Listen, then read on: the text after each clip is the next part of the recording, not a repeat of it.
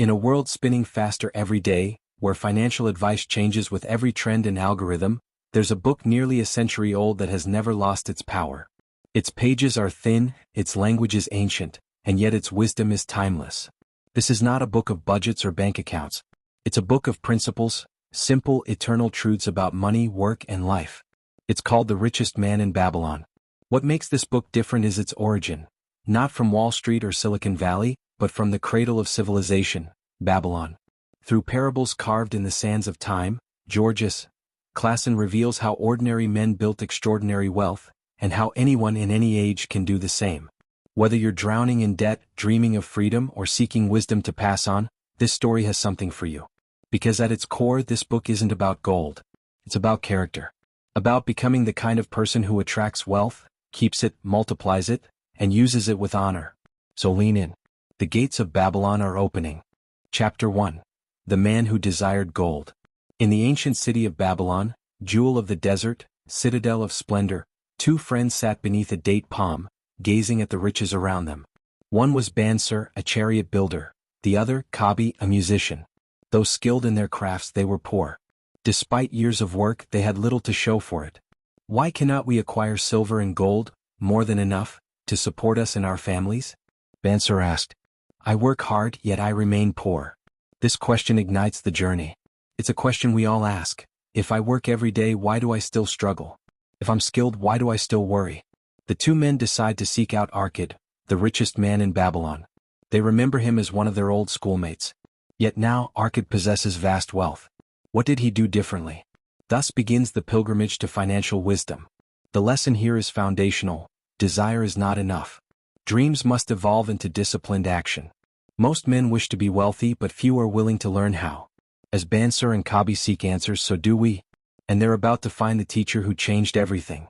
Chapter 2, Arkad, the richest man in Babylon. When Bansir and Kabi reach Arkad, he welcomes them warmly. They ask the question burning in every listener's mind, how did you come to possess such wealth? Arkad's answer is simple but striking. I found the road to wealth when I decided that a part of all I earned was mine to keep. He explains how, as a young man, he was in the same position, working hard but remaining broke. Then he learned from a money lender named Algamish. The first principle Arkad was taught changed everything. A part of all you earn is yours to keep.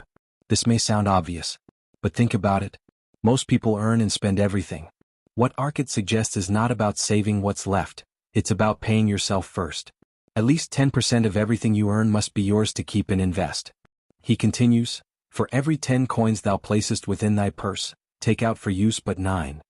Through discipline and consistency, Arkad began to build wealth. He reinvested his earnings, learned from mistakes, and grew wiser. His fortune did not come from luck. It came from laws as firm as the laws of gravity.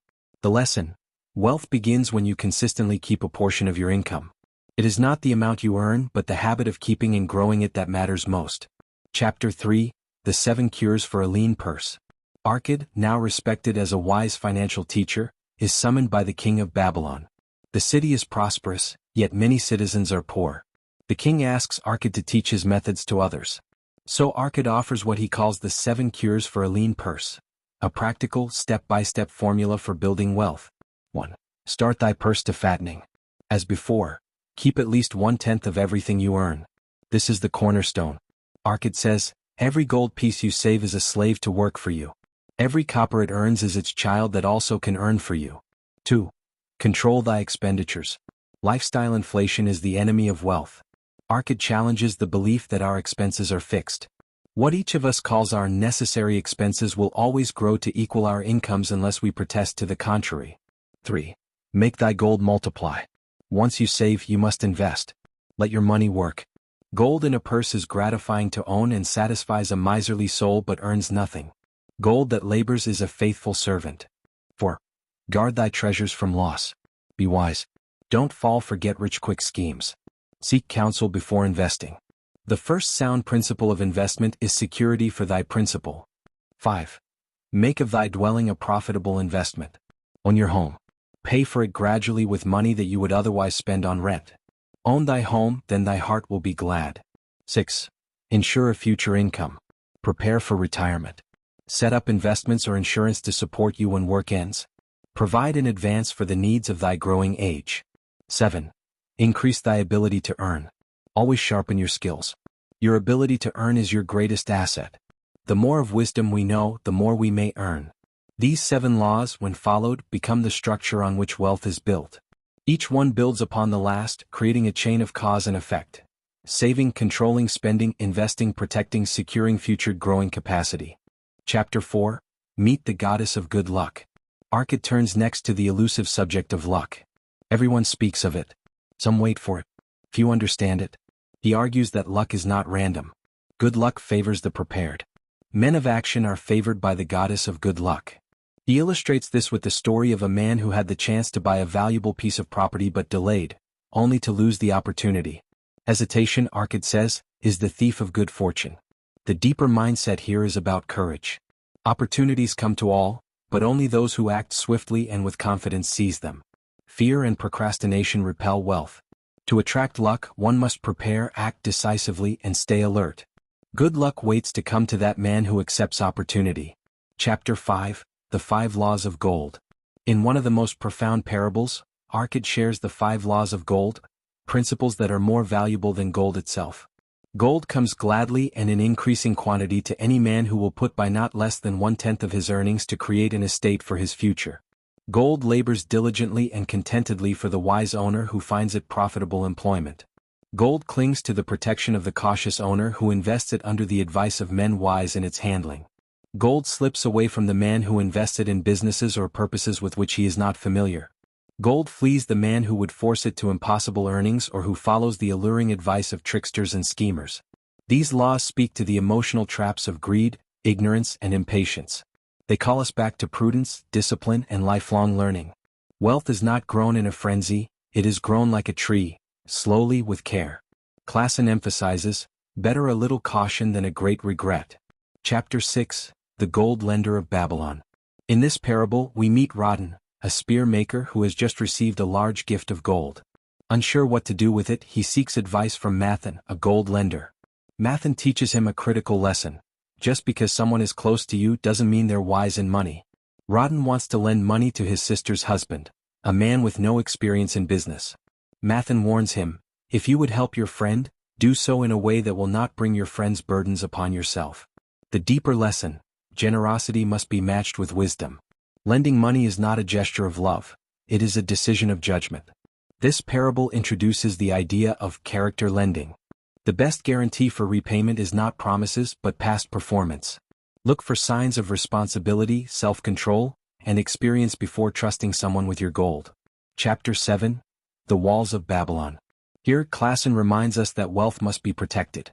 Just as Babylon built massive walls to guard its treasures, so must we build defenses around our finances. The metaphor is clear. Emergency funds, insurance, legal protections, these are modern walls. We cannot control everything in life, but we can prepare. Wealth that is not protected is wealth that will be lost. The story of Babylon's walls is not only about external threats, it's about mindset. A wise person does not assume safety. They plan for risk. The lesson is vigilance, not paranoia. Chapter 8. The Camel Trader of Babylon. Dabasser, a man once enslaved by his own debt, tells his story of redemption. He had once lived lavishly, spending beyond his means. Eventually he found himself in chains, literally. But he makes a vow, to return to Babylon, repay every coin and rebuild his life. Dabasser's journey teaches the power of personal responsibility. He adopts a plan to live on 70% of his income, use 10% for charity and 20% to repay debts. This becomes a powerful debt payoff formula still used today. Dabasser says, where the determination is, the way can be found. His story is about reclaiming dignity. Even if you've made financial mistakes, you can recover, not just wealth but honor. Chapter 9. The Luckiest Man in Babylon. In the final major story, Sharonada tells how he became a successful merchant, beginning from the lowest place, as a slave. He bought his freedom, worked tirelessly, and honored every obligation. His story is a testament to the power of grit, reputation, and work ethic. He reflects, where determination is, the way can be found. Let every man cultivate this spirit. The lesson is clear. Even without inheritance or connections, character creates fortune. Reputation is a form of capital. Consistency is currency. Final wrap-up. The Path to True Wealth. The Richest Man in Babylon is not a book about tricks or tactics. It is a book about timeless truths. Its stories, though wrapped in robes and scrolls, speak to our modern lives. They remind us that the laws of money do not change. What worked in Babylon still works in Berlin, Boston, or Bucharest. At its core, the book teaches that wealth is not accidental. It is built, slowly, steadily, by those who honor its laws.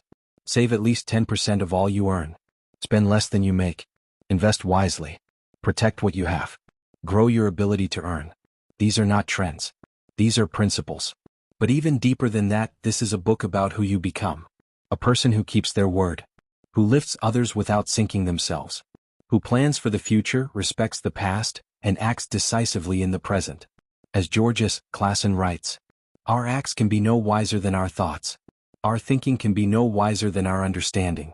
You are not just managing money. You are building a life of intention. So whether your purse is lean or full, the journey begins with one step, paying yourself first. And with that, you begin to walk the path not just of wealth, but of freedom. Babylon may be dust, but its wisdom is gold.